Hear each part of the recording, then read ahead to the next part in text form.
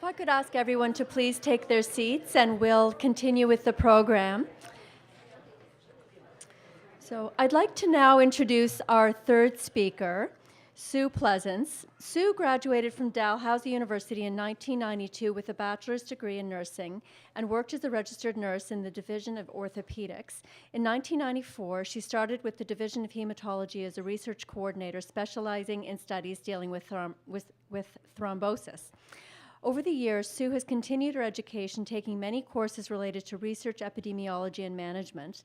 As hematology research grew and evolved, Sue took on a management role within the division. She presently oversees the operations of all clinical research in the area of hematology at Capitol Health, which includes upwards of 75 research projects and a dedicated research team of 16. In addition, she is the project manager for a large national physician-driven clinical trial looking at the prevention of blood clots following orthopedic surgery. Please welcome Sue Pleasance.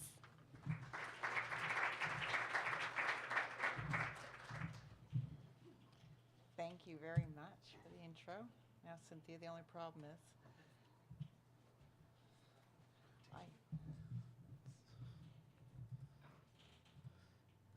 Down 3 go. lovely. Thank you. Always direction is good. So thank you very much. I was very honored when I was asked to come this evening and speak a little bit about research, and I'd like to walk you through some of the processes. This is what gets me very excited and what I do, but I can appreciate sometimes it gets also very interesting talking about the exact diseases and what drugs we're studying and what kinds of research we're doing as well. Tanya came to my office and we had a gab I guess about a year and a half ago now, and at first I just started off slow, and as I got talking I was so excited to go on about what we do, so I'd like to pass that along to the group here. So what I wanted to do is just kind of go through an overview of the types of research that we do. I know many of us think of research, oftentimes it's the clinical trials with new drugs. There are other research that we do. Also discuss the difference from a funder to a sponsor, and the roles that Health Canada plays, as well as our local Capitol Health Research Ethics Board, what some of our local process is, and some of kind of common concerns and questions that we hear from our patients. So just looking out to the group, I know Francesca can say yes to this, but is there anybody else in the crowd that's participated in a research study? Well, oh, excellent. Dr. McDonald, that's good, that's good. So a few hands went up there, a few shy hands. And is there anything, when you think of research, is there any words? I heard the word that always makes me cringe earlier about guinea pig. Is there anything else when people think of research? What's coming to your mind? Maybe I could just ask maybe the folks that took part in research, was it probably yet a lot of other things on your mind? And this is what happens, and I guess it is a challenge that we have. You know, our patients come to us at what may be one of the hardest times of their lives, and they're getting a lot of information, and we're trying to explain a lot to them, and then we also have to go in there and talk to the patient about a research study, which is sometimes onerous. It can be an understatement. So the types of research that we do our treatment studies, as we've discussed. We also do diagnostic studies, whereby we might be looking at different diagnostic testing, different intervals of testing to improve our diagnostic ability. We also look at quality of life studies. Anyone who's taken part in research, sometimes that is a component of the main clinical trial that you're participating in. But we also just have studies that look just at quality of life of patients. Biomarkers and other what we often refer to specimen studies, where we're looking at different markers in the blood, in the marrow, how we can learn more about this, as well as specific targeted treatments.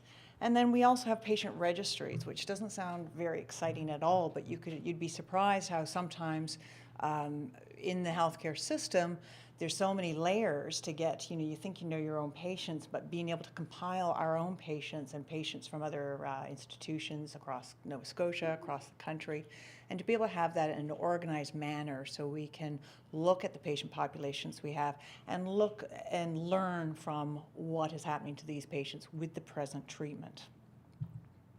So funding versus sponsor.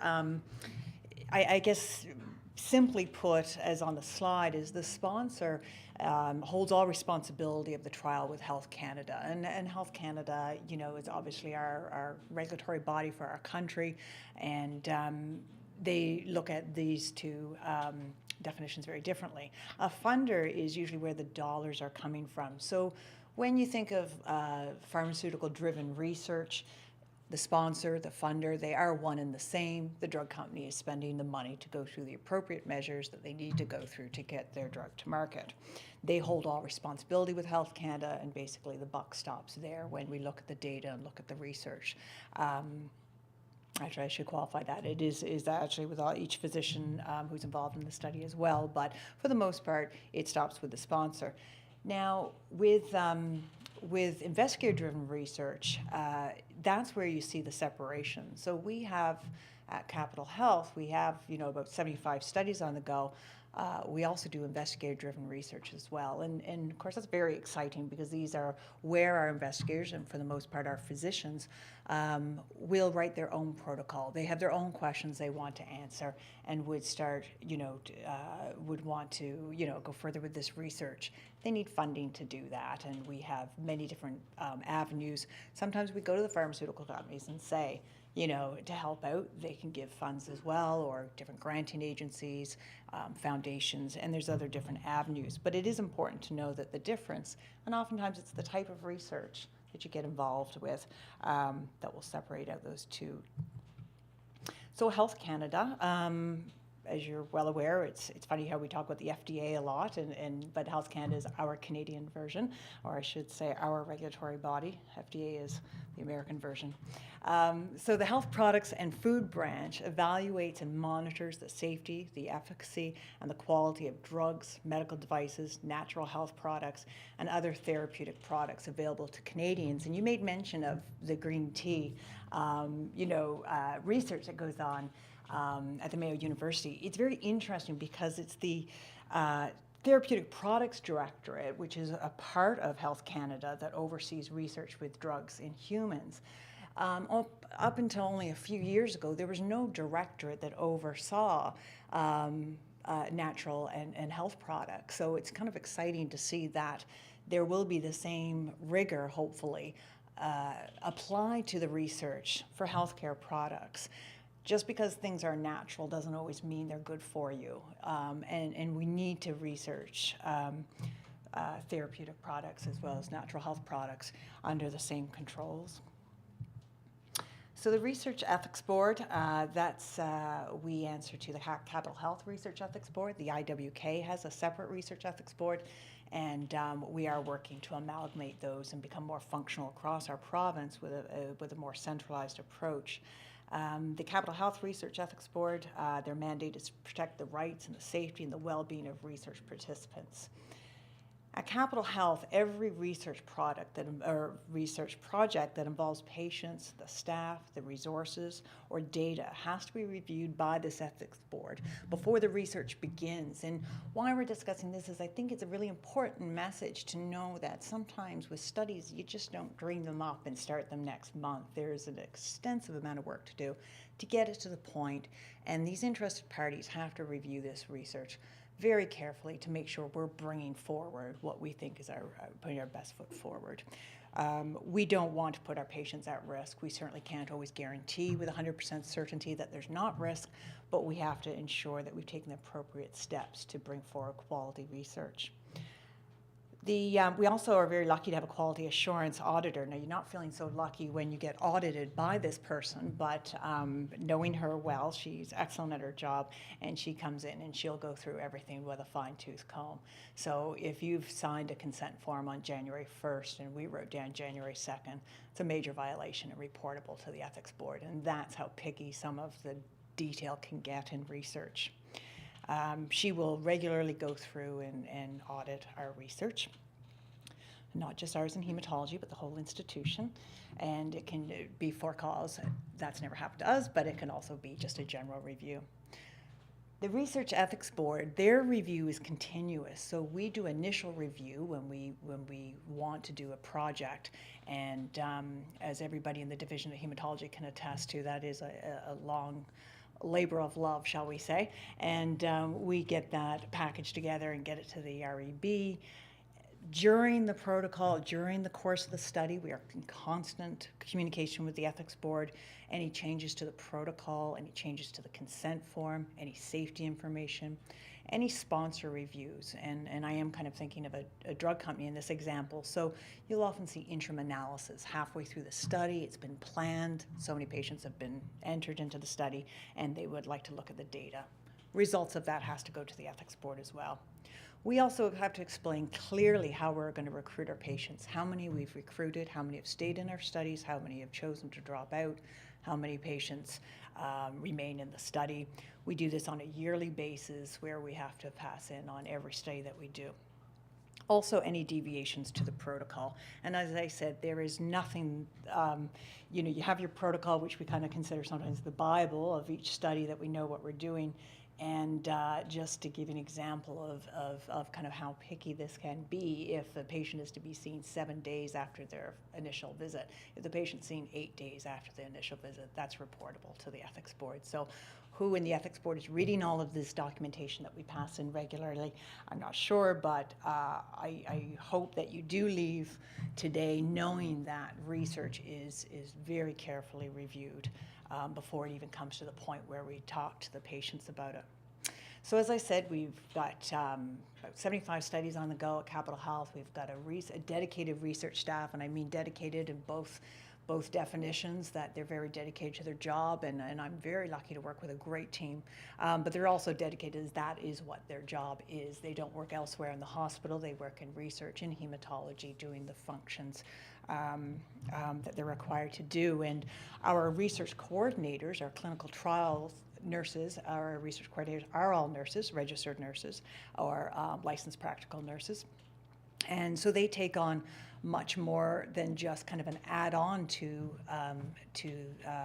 treatment of a patient. That may become the patient's first contact, and then they work very closely with other coordinators within the hematology family, the clinic nurses and the transplant coordinators, anticoagulation coordinators, and the many other groups. So at Capitol Health, we have each hematologist, and as you know, we have a lymphomaniac in our midst at Capitol Health, and we also have many other maniacs, shall I say, in other areas of hematology. And each hematologist, like I said, has their focus, and they are our specialists in that area. So if we have a lymphoma study that's we're interested in doing, it's Dr. McDonald that's going to review that protocol and bring that protocol back to the group for further analysis of that. And when those ideas come in, I just want to be clear that, like I said, it's not only pharmaceutical funded research, it's not only drug companies, that is a big part of what we do. But we also, like I said, investigators can have their own protocols, have their own theories and hypotheses, and they want to research in that area. We also work with other collaborative groups, National Cancer Institute of Canada, and then we may have our own smaller groups in sub areas of hematology doing research as well at other institutions. Like I said, there's careful review by the division. We have a two kind of meeting process where we go through new research coming in the door. We meet at 2 separate meetings. We do this on a monthly basis, and we evaluate where we want to move forward with our research. Number one, we're looking for scientific integrity. We want to make sure this is what we want to offer to our patients. We don't feel it's ethical to have competing studies, so we would most likely go with one study for one area. We do have some studies that overlap. And like I said, we meet regularly for this to make these decisions as a group, led usually by the specialist in that area. We go through the Research Ethics Board approval, which I alluded to earlier, and then we have to set it up with all our departments. So although research is very prevalent at Capitol Health, there is still a lot of setup and organization that has to go on within the institution. For example, our pharmacy department, dispensing procedures are very different with a research drug than they are a standard of care drug. CT scans, that's a very frequent diagnostic test done with lymphoma. And we do kind of a second reading often of these CT scans. Sometimes we have to send them to a centralized reviewer outside of the country. And so there's a lot to set up with the different departments. Regulatory paperwork as well, that's similar to what we're dealing with the Research Ethics Board, as well as our commitment to Health Canada, if the study's out of the US, to the FDA as well. And then we have to meet with the sponsor. Like I said, that's who's in charge of the study externally usually, and we have to carry out extensive training to ensure that we can carry out all of the aspects of the protocol. Now, the process for the patients, and it came up earlier about websites and checking and where's the best way to find out what the latest research is. And, I would like to kind of echo the comments that have been said before, especially in the adult population. The best way is to sit down and talk to your hematologist. All of our hematologists are aware of all of our studies that we do. So it is one of kind of the success we have here in at Capital Health, because, like I said, we have one investigator, principal investigator, and all of the other hematologists are sub-investigators. That means they have access to all of the studies that we do. And it really helps with our recruitment, and it helps us being able to bring the research to all of our patients. We always say it's our goal to have every patient screened for a research study that comes through the door. Of course, that means we have to have a lot of studies open, and that, like I say, we do try to do. So normally the hematologist would be meeting with the patient and bring up their options for treatment, if it's a treatment study, and explain what other options there are as far as research goes. At that time, once the hematologist has introduced it, then we're assessing if the patient has interest. And there's plenty of times, like I say, it's a little bit of information overload, and if I have to read one more form or talk to one more person, and we respect that greatly. We just need to make sure our patients understand what's available and that they're truly informed and they have all their questions answered, which leads to the consent process. So for our few shy hands that put their hands up, do you remember reading through a consent form initially?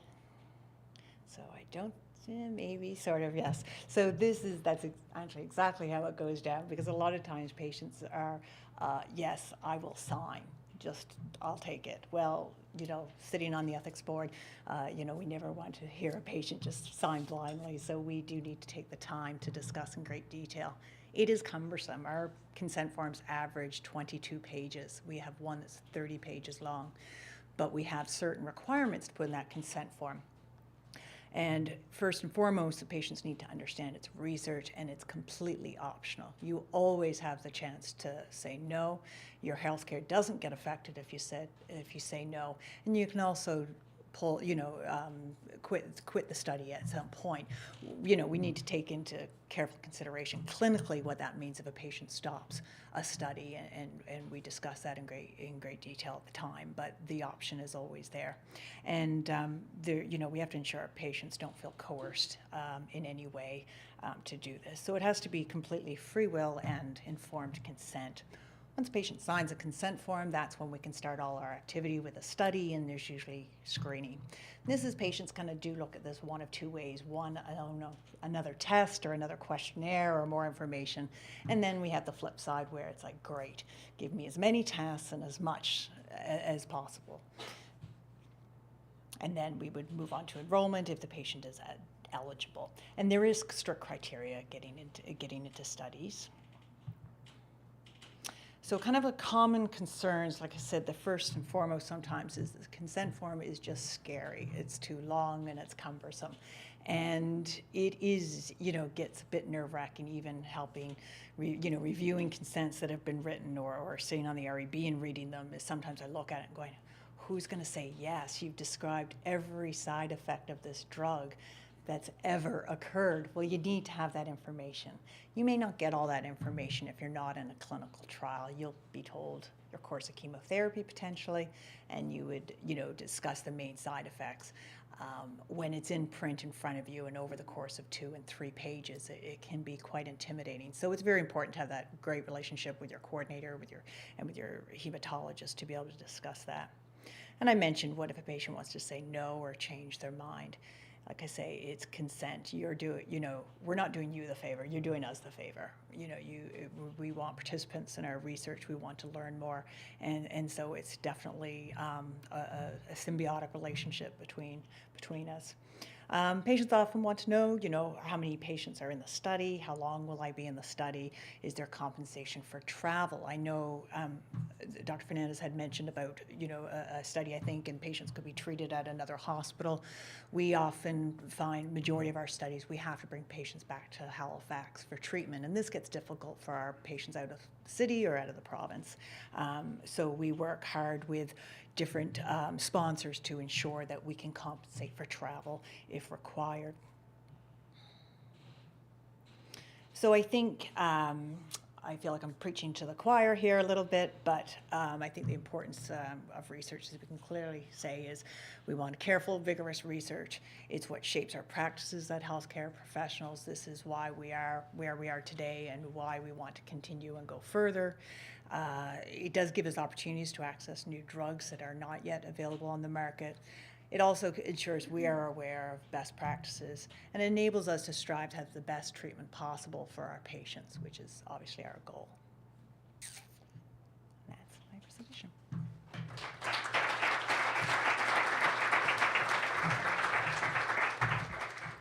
Thank you so much, Sue. I think you've provided a great overview of all the complexity that's behind that little word research, and a better sense of why research is so enormously expensive. So I think this is also, it's, as health consumers, we're so bombarded by so much junk science and so much confusing information. And I think the more that we understand about research and good methodology, it really is important for us all in terms of becoming better health consumers. So again, I'd like to open the floor to questions, if anyone has any questions for Sue.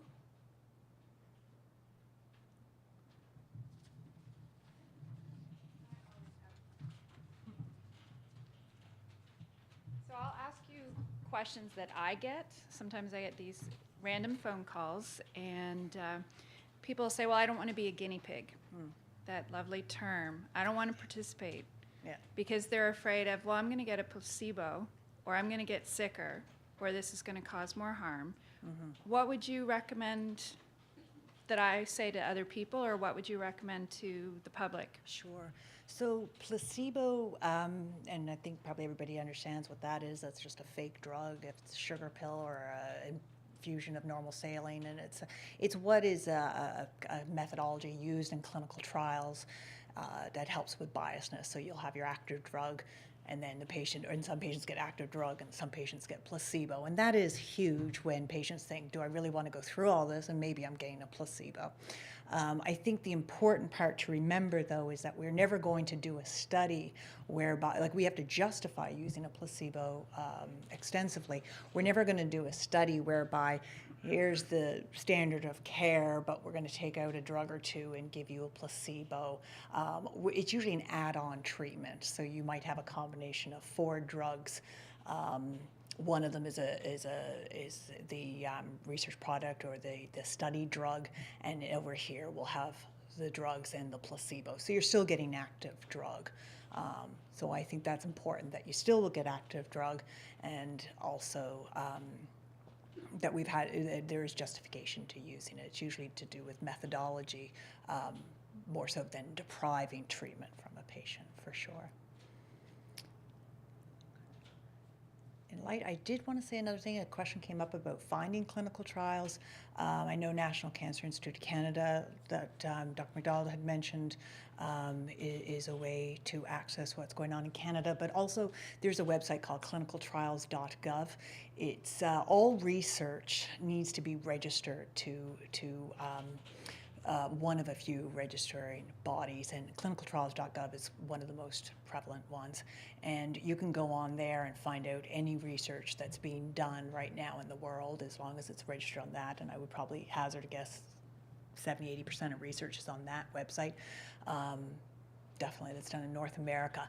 And those are studies that are open, they could be open or recruiting or just opening. So you are getting the information as it's happening. So it's clinicaltrials.gov.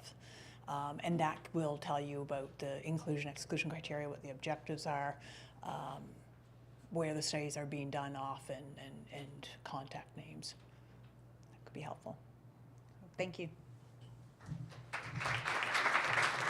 Thank you again, Sue.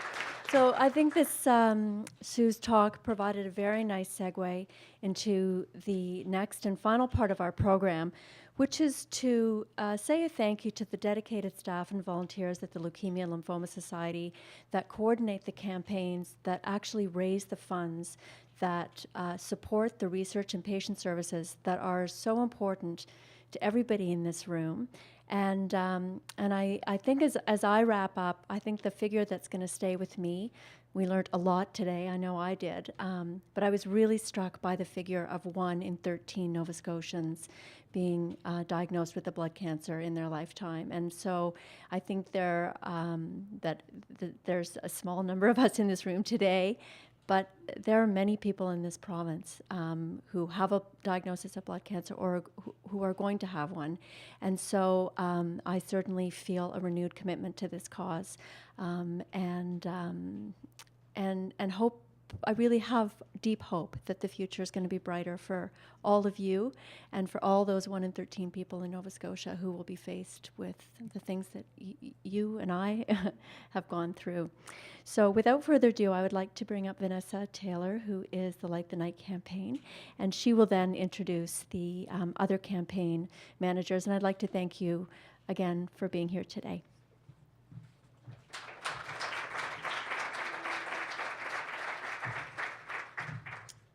Hi, everyone.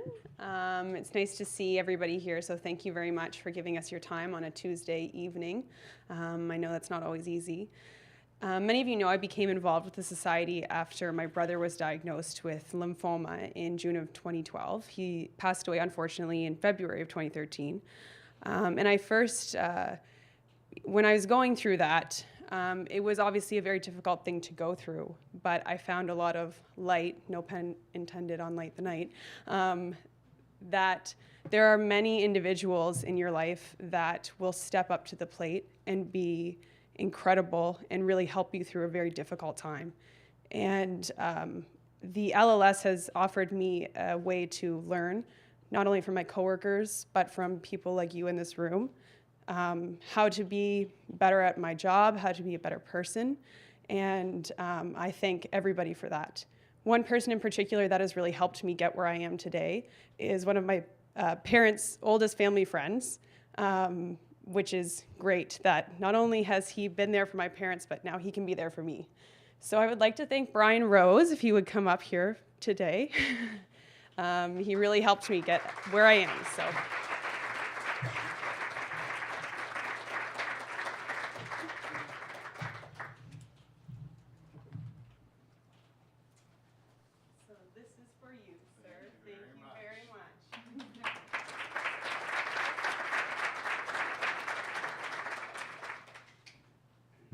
So I believe the next person to come up is my lovely coworker, Amanda Pinheiro.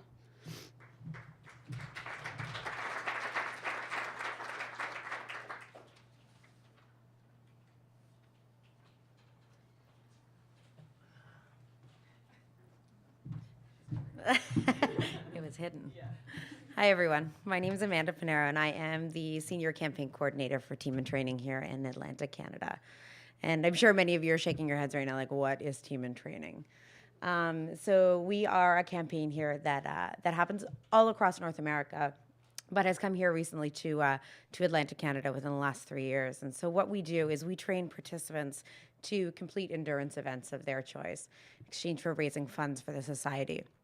The program has been around for over 25 years, and I'm so over the moon to say that we've trained over 600,000 participants to raise over $1.4 billion for the society. So yeah, our people are they're a big deal. They really are awesome. And so I'm here tonight to proudly present two of our absolutely amazing volunteers. It's a new award that we've just recently come up with, and I must say my colleague Chris was the spearhead behind this. So we called this the Purple Sneaker Award.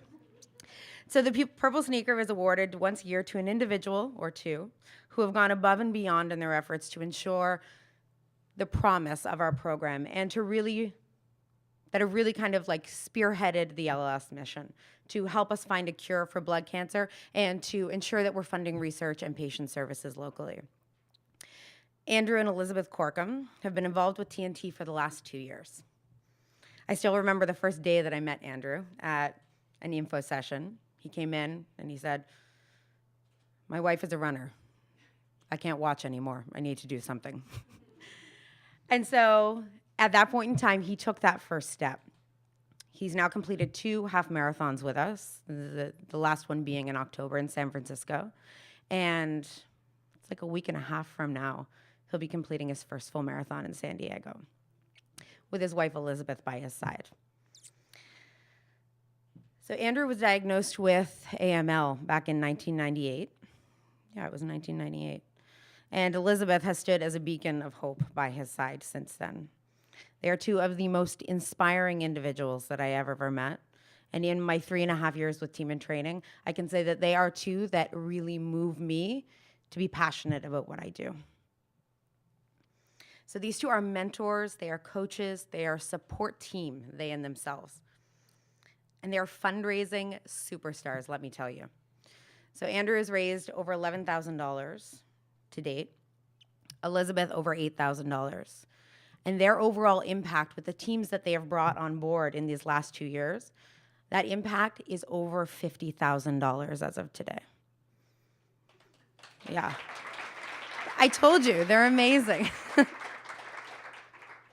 So please help me in thanking this amazing duo for what they've done for us here at LLSC. And the fact that they continue to help us move one step closer to finding a cure. Andy and Elizabeth.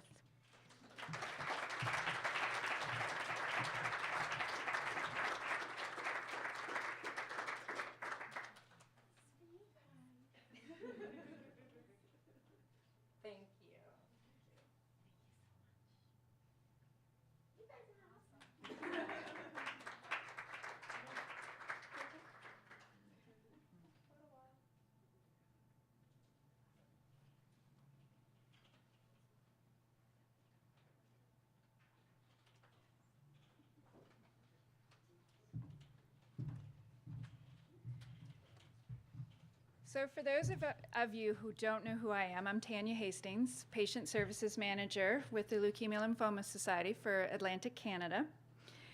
And I wanted to make sure that everyone knew this is Joe DePenta. He is our Executive Director here with Atlantic Canada as well. So I wanted you to have an idea of our office. You've now met Amanda Pinheiro. You have met Vanessa Taylor. We have Chris Osmond in the middle as well. We have Nina Fadul, we have Simone Goshen, and we have Ray Lee over against the wall. And that is our office, and we are all here, and we're very excited that you are here. And now I'm going to let Joe speak, and I just want to say thank you, but we'll let you do this.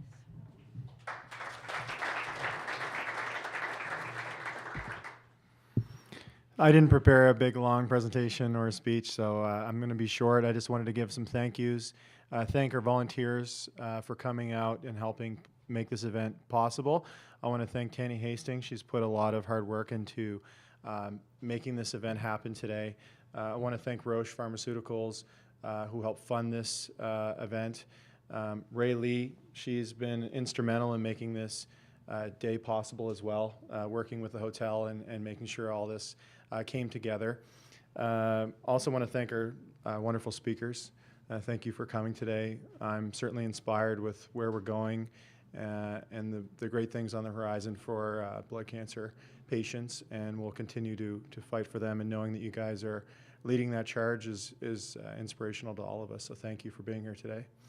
I also want to thank all of the office staff just for all of their hard work and dedication to our mission, and we'll continue to inform everyone on new developments that are pertinent to our local patients, and continue to raise money for this very needy and worthwhile cause. So thanks for coming today, and we're going to have wine and cheese, and stick around and we can talk some more. So thanks for coming.